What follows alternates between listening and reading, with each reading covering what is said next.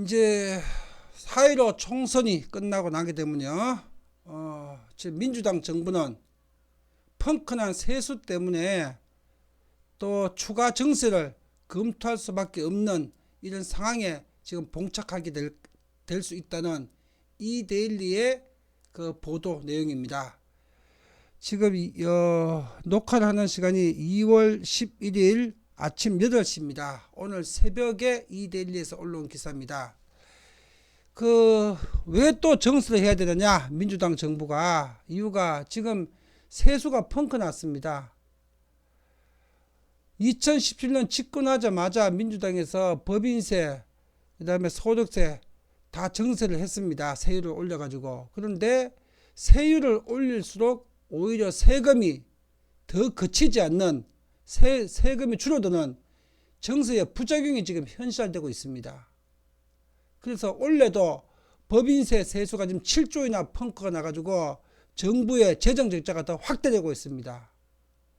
작년에도 국세가 1조 3조가 1.3조 1조 3천억 원이 펑크 나가지고 지금 세수 결손이 5년 만에 났습니다.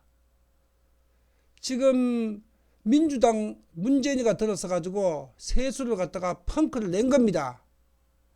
이 상황이 지속되게 되게 되면 한국의 재정 부실도가 높아지게 되고 계속 장기적으로 이 상황을 방치할 수가 없으니까 지금 4.15 총선 끝나가지고 민주당의 의석수가 어느 정도 크게 줄지만 않게 되게 되면은 이제 대규모 정세를 안 할 수 없는 상황에 봉착을 하게 된 겁니다.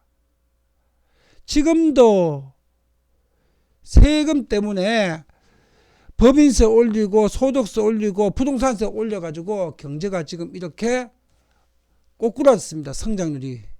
그리고 세수가 점점 더 줄어들고 있습니다. 정세의 역설로. 그런데 이 민주당 좌파 이 공산당들은 부족한 세수는 또 돈을 더 걷어야만 현금을 살파고 자기한테 표를 던져준 지지자들한테 보답을 할 수 있으니까 정세 안 할 수가 없는 상황인 거예요. 여러분들이 총선에서 민주당을 지지하게 되게 되면요, 총선 이후에 허리가 부러지는 또 이 세금 부담, 조세와 준조세 부담이 더 늘어나가지고 경제적으로 더욱더 힘든 상황에 처하게 될 겁니다. 그게 지금 어제 오늘 이렇게 보도가 집중적으로 되고 있습니다. 그중에서 정세의 역설, 이 기사 내용을 한번 보겠습니다. 정세의 역설, 법인세 7조 원이 펑크 났다. 정부는 법인세 최고세를 올렸지만 2017년 12월에 올렸죠. 국회에서. 기업들 경기 불황에 실적 악화가 겹쳐가지고 2014년 이후 5년 만에 세수 결손이 발생을 했다. 법인세 세수 그래프를 보십시오. 얘네들 2017년 말에 올려가지고 2018년부터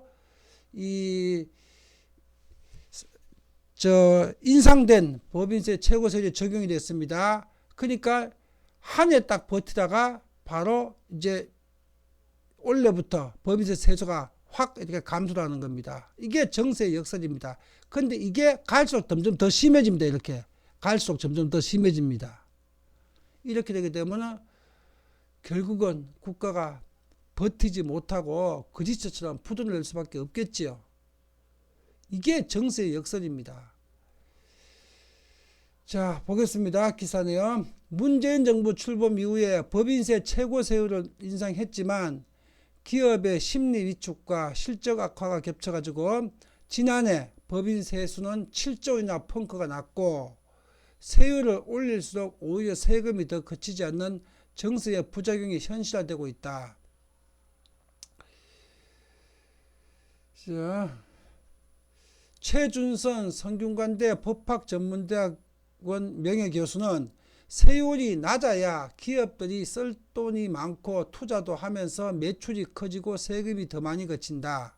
세계 각국이 다 경쟁적으로 법인세를 낮추는 와중에 헛발질을 했다고 지적했다. 실제로 경제협력개발기구 OECD 국가들의 법인세 최고세율을 보면은 우리나라는 2010년에 22위였는데 2019년에는 11위로 껑충 뛰어 올랐다. 미국, 프랑스, 인도 등이 경쟁적으로 법인세를 낮췄는데 우리 경제국가는 다 낮췄습니다. 한국만 역주행을 한 것이다. 법인세는 국제 무대에서 기업 경쟁의 근간이 되며 투자 심리에도 직접적인 영향을 미친다. 법인세가 높으면 한국에 투자를 안 하죠. 기업과 자본가들이. 홍기용 인천대 세무학과 교수는 법인세율이 높다는 것은 국제기업 환경이 좋지 않다는 바로미터라며 경제가 어려운 상황에서 정부가 법인세 인하를 통해서 투자하기 좋다는 신호를 보내야 한다고 강조했다. 그래야 한국 기업이든 글로벌 기업이든 한국에 더 투자하고 법인 세우고 고용도 늘리고 그러면 소비도 늘어나고 한데 법인세율을 인상을 시키게 되면 거꾸로 가버립니다. 한국에 있는 기업도 외국으로 도망가 버리고 그 다음에 외국 기업들은 한국에 들어오지 않고 그 다음에 일자리가 창출이 멈춰버리게 되고 그러면 시장의 소비가 더 줄어들게 되고 그럼 세수가 더 줄어들게 되고 그게 바로 정세의 역설입니다.